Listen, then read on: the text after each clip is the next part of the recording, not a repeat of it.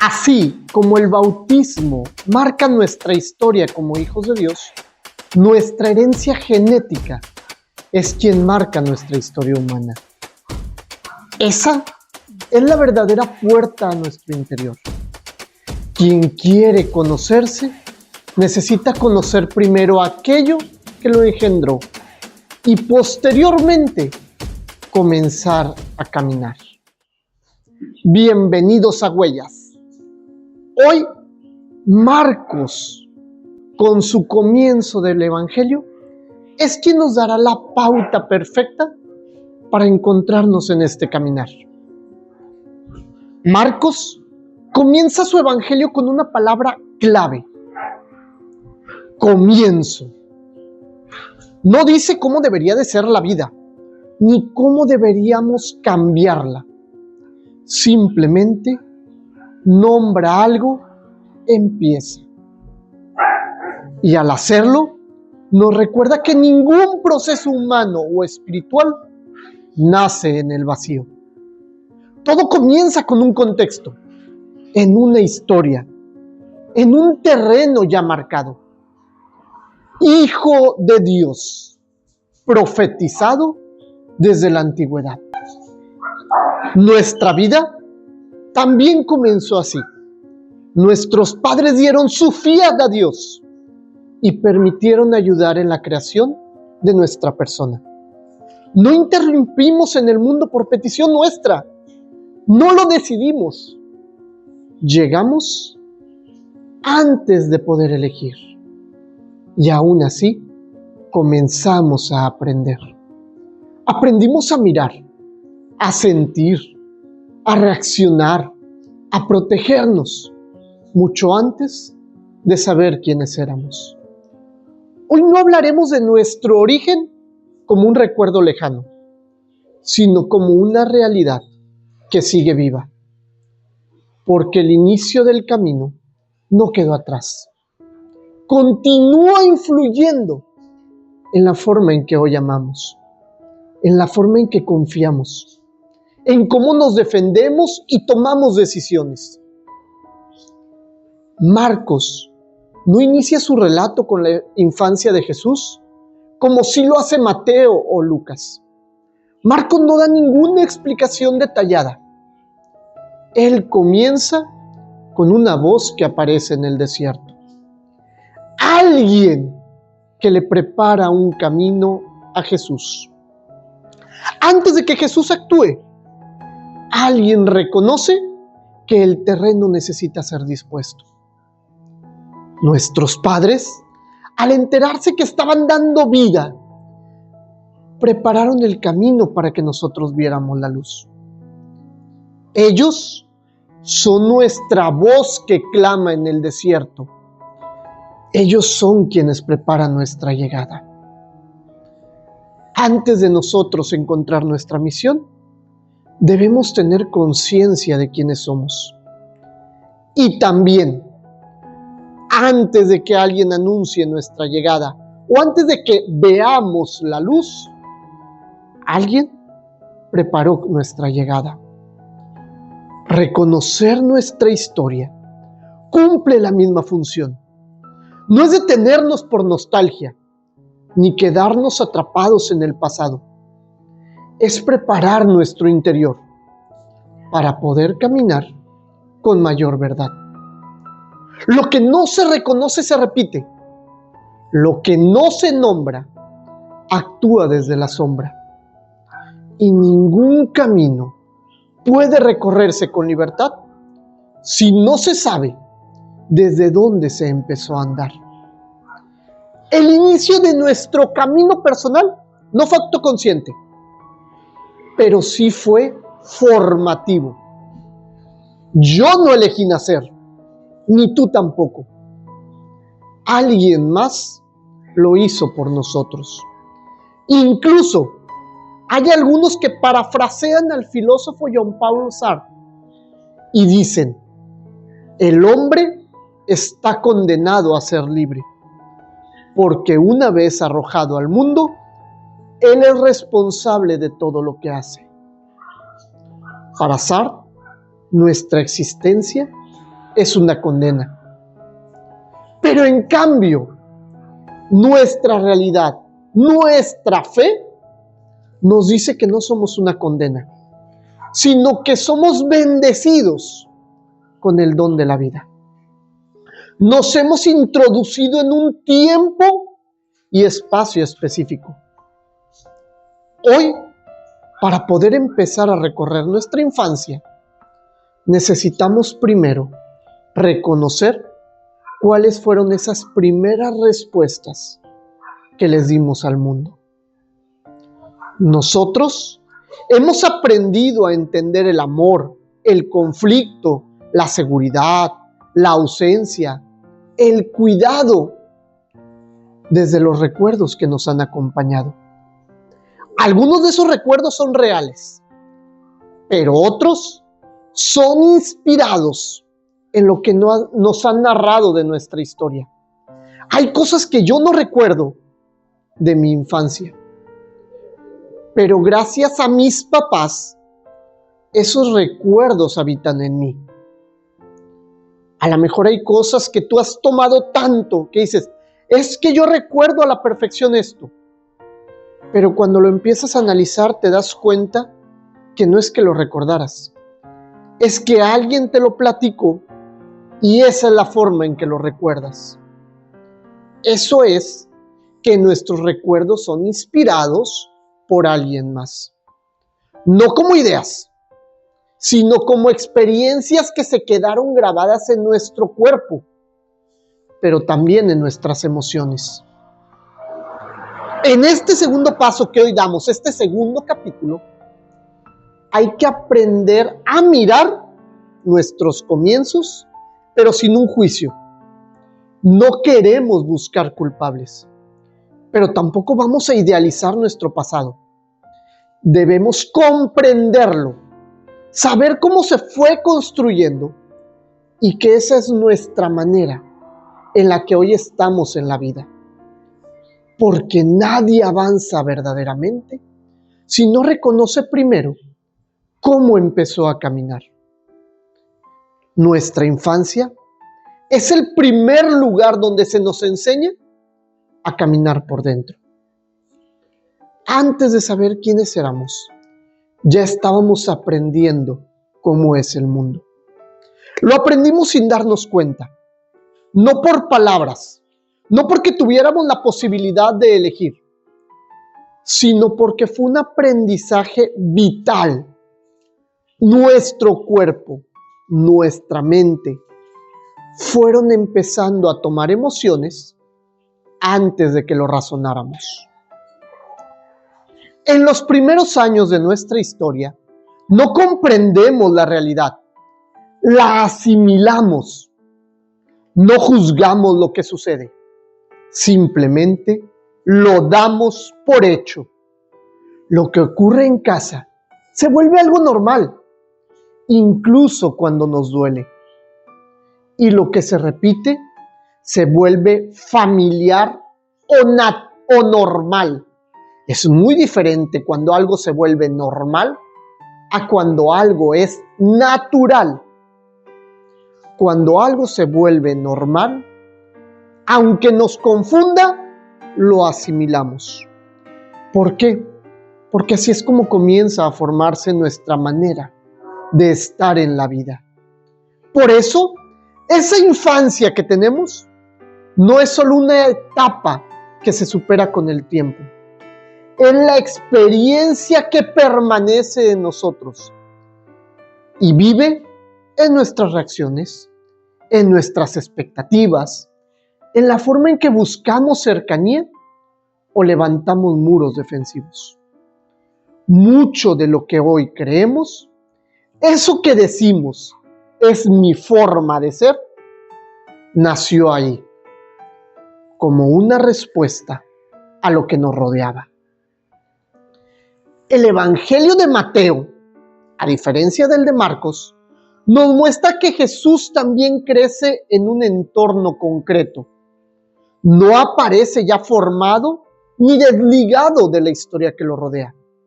Vive en una familia real, la que nosotros conocemos como la familia de Nazaret, con tiempos, límites y aprendizajes cotidianos. Mateo no se detiene a describir su infancia, pero sí deja claro algo esencial.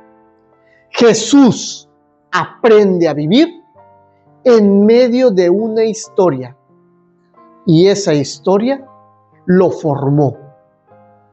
Nazaret no fue solo un lugar donde Jesús habitó, fue el espacio donde su humanidad se fue configurando. Ahí es donde aprende el lenguaje, el trabajo, la espera, la obediencia. Nada extraordinario a los ojos del mundo, pero profundamente decisivo en su forma de abordar la historia, como ocurre también con nuestra infancia. Nuestra infancia nos da la pauta para enfrentar la realidad que hoy vivimos. Marcos, por su parte, no nos habla nada de los primeros años de Jesús, pero nos sitúa desde el inicio en una lógica clara.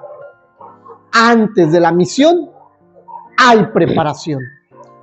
Antes del anuncio hay un proceso silencioso. Antes de la palabra pública hay una historia interior que se ha ido formando. Y eso mismo sucede con nosotros. Antes de elegir cómo amar, ya habíamos aprendido cómo se ama. Antes de decidir cómo enfrentar el conflicto, ya habíamos observado cómo se enfrentaba. Antes de saber quiénes éramos, ya nos habíamos adaptado para pertenecer a una historia específica. Todo esto desde nuestra realidad, la cual es muy distinta a la de nuestro prójimo. Incluso recordemos que los hermanos gemelos han tenido una realidad diferente. Y cada uno observa y contempla la historia desde su propia realidad. A veces cuando estoy en sesiones de terapia, muchas veces la gente empieza a platicar su historia desde la realidad o la perspectiva del otro. Y es ahí donde hay que detenernos y abordar a la persona y decirle: alto, no quiero conocer tu historia desde la perspectiva de tu familiar. Quiero conocer tu historia desde tu perspectiva, desde tu realidad. Por eso es necesario que hoy veamos la infancia de nosotros como ese tiempo donde el aprendizaje ocurre sin permiso y sin filtros. ¿Por qué? Porque cuando eres niño no cuestionas, simplemente lo vives. Tú no sabes si es justo o injusto, sano o confuso, simplemente lo incorporas. Aprendes qué hacer para no perder el cariño de los que están cercanos a ti, para no ser rechazado, para no quedarte solo.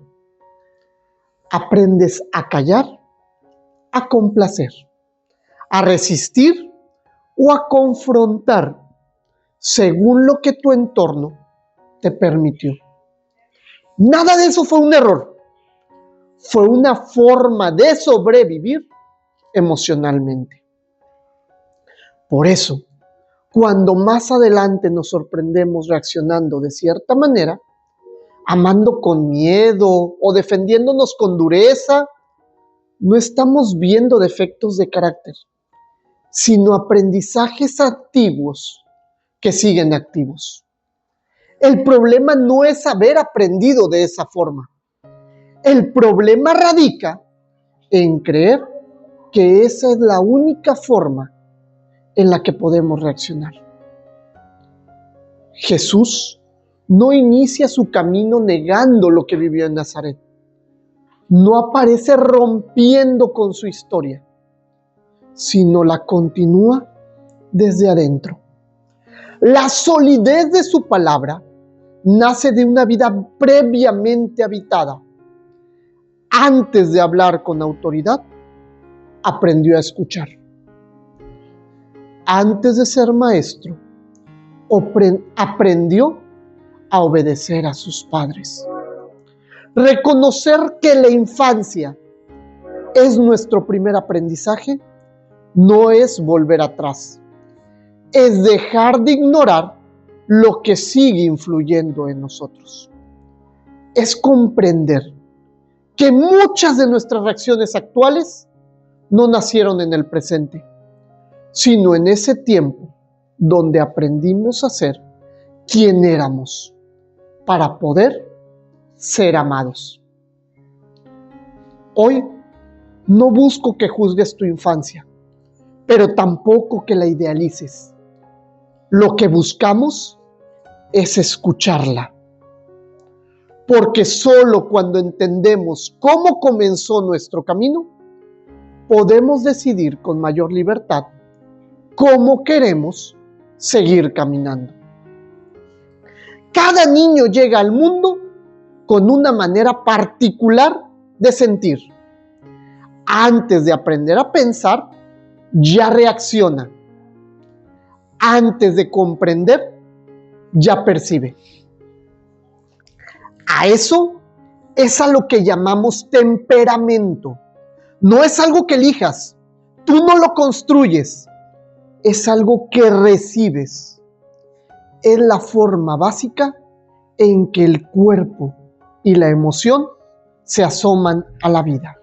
Cada niño llega al mundo con una manera particular de sentir. Antes de aprender a pensar, ya reacciona. Antes de comprender, ya percibe. A eso lo llamamos temperamento. No es algo que se elija ni que se construya.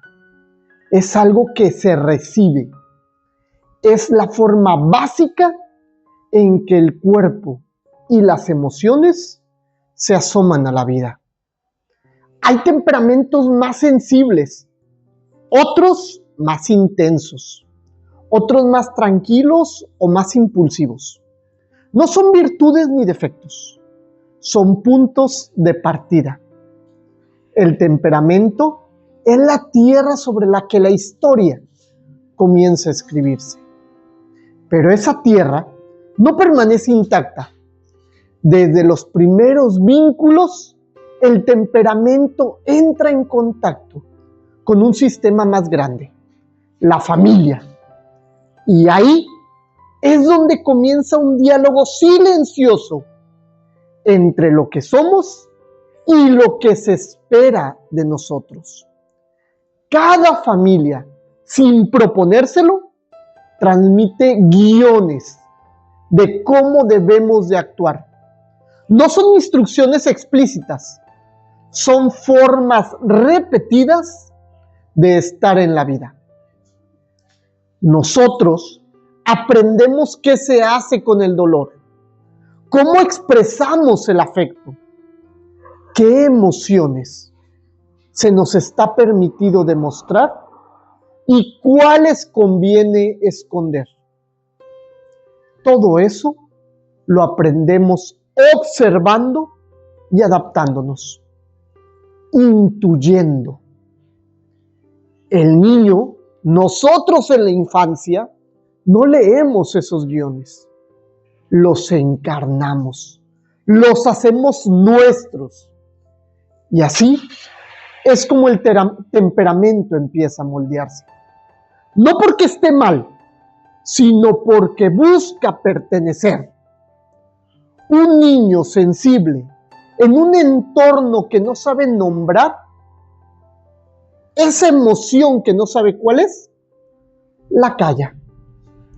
Un impulsivo en un ambiente rígido aprende a controlarse o a rebelarse. Uno tranquilo en una familia demandante aprende a cargar más de lo que le corresponde. No por decisión, sino por una necesidad. Y ahí es donde comienza a formarse el carácter. El carácter no nace con nosotros. Se va construyendo como una respuesta a los vínculos significativos y a las reglas no dichas del sistema familiar.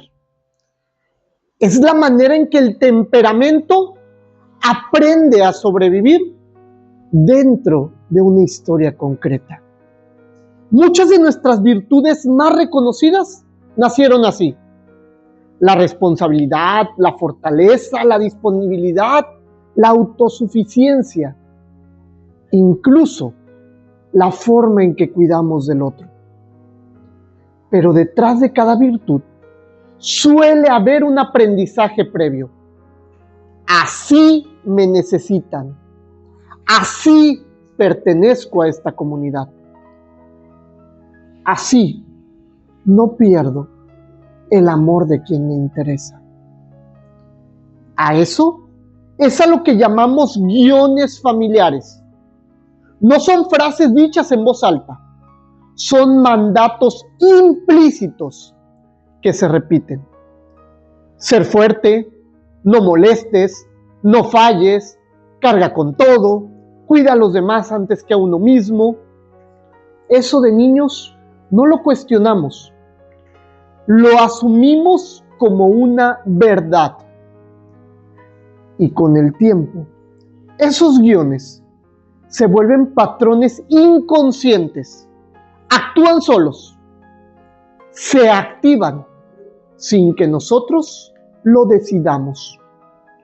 Aparecen en la manera de relacionarnos, cuando reaccionamos ante un conflicto, cuando enfrentamos la autoridad, pero también cuando nos vinculamos afectivamente con el otro. No es porque queramos hacerlo, es porque así aprendimos a estar seguros. Desde fuera, solemos llamar a eso mi forma de ser. Pero cuando entramos en nosotros mismos, nos damos cuenta que en realidad son respuestas automáticas que se nos inculcaron desde nuestra infancia y no hemos trabajado en ellas. El Evangelio de Mateo nos recuerda que Jesús no crece fuera de un sistema. Vive en una familia concreta, en una cultura específica, bajo normas, expectativas y límites reales. No aparece como alguien desconectado de su entorno, sino alguien profundamente insertado en él. Su humanidad se forma dentro de una historia compartida. Marcos, por su parte, muestra de que antes de que Jesús actúe con esa libertad, hizo un largo proceso silencioso. Nada de lo que hace Jesús surge de la improvisación. Su manera de responder, de retirarse, de confrontar, de amar, tienen raíces profundas. No actúa desde la reacción, sino desde la integración. Muchos de nosotros, en cambio, llegamos a la adultez sin haber hecho consciente ese proceso. Vivimos reaccionando desde guiones antiguos, defendiendo con el carácter lo que una vez protegimos con el temperamento. No porque esté mal, no estamos juzgando, sino porque nunca nos detuvimos a mirar de dónde viene. Por eso, este paso del camino no busca cambiar el temperamento, ni corregir el carácter. Queremos comprenderlo, porque cuando una persona entiende cómo su temperamento fue dialogando con esos guiones familiares, puede empezar a distinguir entre lo que es esencial y lo que es adaptación. Y esa pequeña distinción es la que nos libera. No es para dejar de ser quienes somos, es para dejar de vivir únicamente desde lo que aprendimos para sobrevivir Es decir, dejamos de sobrevivir para empezar a disfrutar. Reconocer esos patrones inconscientes no los elimina de inmediato, pero les quita poder. Los saca de nuestro desierto interior y los pone a la luz. Recordemos que Jesús no comienza su misión huyendo de Nazaret, ni siquiera rompe con su historia. Lo comienza después de haberla habitado. La libertad de Jesús no nace de negar lo que vivió, sino de integrarlo plenamente. Reconocer cómo se fue formando ese carácter dentro de nuestra historia familiar no es un ejercicio de culpa, es un acto de verdad. Y solo desde esa verdad podemos caminar con mayor libertad. Cuando los patrones aprendidos en nuestra infancia no se hacen conscientes, no desaparecen con el tiempo, simplemente cambian de escenario. Aquello que aprendimos para sobrevivir emocionalmente de niños suele convertirse en la vida adulta en una dificultad para amar y para decidir. ¿Por qué? Porque cuando decidimos amar, tenemos que exponernos. Debemos de asumir responsabilidades, pero también activamos memorias antiguas. El miedo a perder, a equivocarnos, a ser rechazados o simplemente a no ser suficiente para la otra persona. Por eso, muchas personas llegan a la adultez con una vida funcional, pero con relaciones frágiles o decisiones postergadas. Eso no es falta de voluntad, es que no han integrado su historia. Quien aprendió que el amor era inestable, suele amar con desconfianza. Quien aprendió que expresar lo que siente trae consecuencias, aprende a callar. Quien tuvo que hacerse fuerte demasiado pronto, suele amar desde el control o la autosuficiencia. No porque quiera, sino porque así aprendió a protegerse. Los guiones familiares no se quedan en la infancia, se reactivan cada vez que volvemos a tener una relación significativa. Cuando aparece la pareja, en las amistades, en las autoridades. Incluso cuando nos relacionamos con Dios, todo esto lo hacemos sin darnos cuenta. Buscamos escenarios conocidos, aunque nos duelan, porque lo conocido nos da una falsa sensación de seguridad. Por eso muchas personas repiten historias que prometieron no volver a vivir. Simplemente cambian los rostros, cambian los contextos, pero el fondo emocional se mantiene. No porque sea algo que estás condenado a repetir, sino porque tú mismo, desde tu inconsciente, sigues operando esos patrones.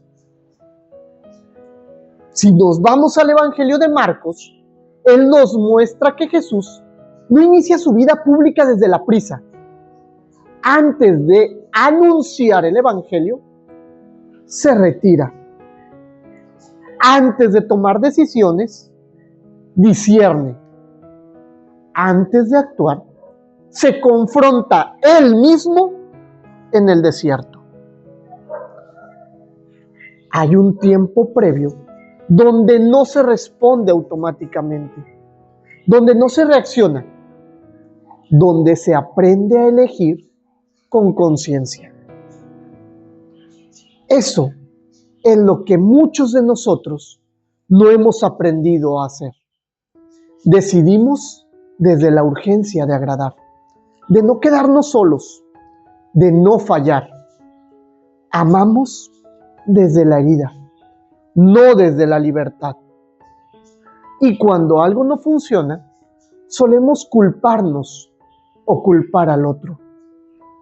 Pero no nos damos cuenta de que lo que está pasando es que estamos operando desde un aprendizaje antiguo que nunca fue revisado. Mateo nos muestra un Jesús profundamente enraizado en su historia y nos recuerda que la capacidad de amar y decidir con libertad no surge de la negación del pasado, sino de su verdadera integración. Jesús no ama desde la carencia, ni decide desde el miedo. Su manera de relacionarse nace de una identidad habitada, no improvisada. Cuando una persona no reconoce sus patrones, tiende a amar desde el temor y a decidir desde la reacción. Vive atrapado en un deseo de cambiar y en la repetición de lo mismo. Pero cuando realmente comienza a mirar su historia con honestidad, algo se abre. Y es ahí donde aparece la posibilidad de elegir distinto. Sanar no significa borrar lo vivido, significa dejar de actuarlo sin saberlo. Significa reconocer que ciertas formas de amar, de vincularse o de decidir tuvieron sentido en otro momento, pero hoy pueden ser revisadas. Jesús no repite la historia de su pueblo de manera automática. La lleva a la plenitud. No queda atrapado en los miedos heredados, ni en las expectativas ajenas. Jesús no cumple con la expectativa judía de cómo debe de ser el Salvador. Al contrario, decide atravesar la historia judía, no la evita, la habita. Y este paso del camino nos confronta con una verdad incómoda, pero también liberadora. Mientras no sanemos lo que nos formó, seguiremos amando y decidiendo desde ahí. No porque estemos mal, sino porque nadie puede elegir desde un lugar que no conoce. Reconocer los patrones no es el final del proceso, pero sí es el inicio de una libertad más real. Porque solo cuando dejamos de repetir lo aprendido sin conciencia, es cuando podemos comenzar a amar y a decidir desde lo que verdaderamente somos. Y quizás ahí, sin darnos cuenta, el camino empiece a abrirse de una manera distinta. Reconocer la propia historia no es un acto cómodo, ya que implica mirar sin huir, recordar sin endurecerse y aceptar sin justificarse. Por eso te pido que hoy no empieces a juzgar tu infancia ni a romantizarla. Ambas posturas nos alejan de la verdad. Culpar nos fija en la herida. Idealizarla nos desconecta de lo vivido. Reconocer, en cambio, nos sitúa con una mayor honestidad frente a nosotros mismos. La infancia fue el lugar donde aprendimos a amar, a defendernos, a callar o a hablar. No fue perfecta, pero fue real. Y solo cuando dejamos de pelear con eso que fue, es donde podemos comenzar a escuchar lo que hoy necesita ser transformado. Nadie cambia aquello que no ha comprendido. Hoy nuestro camino es de escucha. Escuchar nuestro origen. Escuchar nuestros aprendizajes tempranos, los guiones familiares, los patrones que siguen influyendo en nuestra manera de amar y decidir. No para corregirlos todavía, sino para hacerlos conscientes. porque lo que permanece inconsciente dirige nuestra vida sin pedir permiso. Pero llega un momento en el que la escucha despierta algo más profundo. Cuando una persona reconoce su historia con verdad, comienza a percibir una voz interior que incomoda, que cuestiona, que llama. No es una voz violenta ni acusadora. Es una voz que nos invita a no seguir caminando en automático. Marcos sitúa esta voz en el desierto. Antes de cualquier cambio visible, aparece Juan el Bautista. Él no propone soluciones rápidas ni suaviza el mensaje. Su tarea no es transformar la vida, es despertarla. Preparar el camino no significa recorrerlo, sino hacerlo posible. El Bautista no habla desde el templo ni desde el poder, habla desde la intemperie, desde ese lugar interior donde ya no se puede seguir igual. Y su llamado es directo: conviértanse y crean, no como amenaza, sino como oportunidad. Convertirse no es dejar de ser quien eres para actuar con el otro.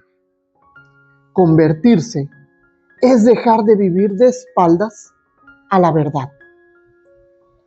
Es realmente ser quienes somos.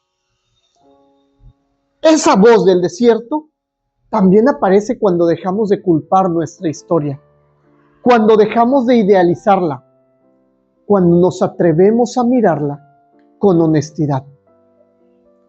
Ahí es cuando surge una confrontación sana.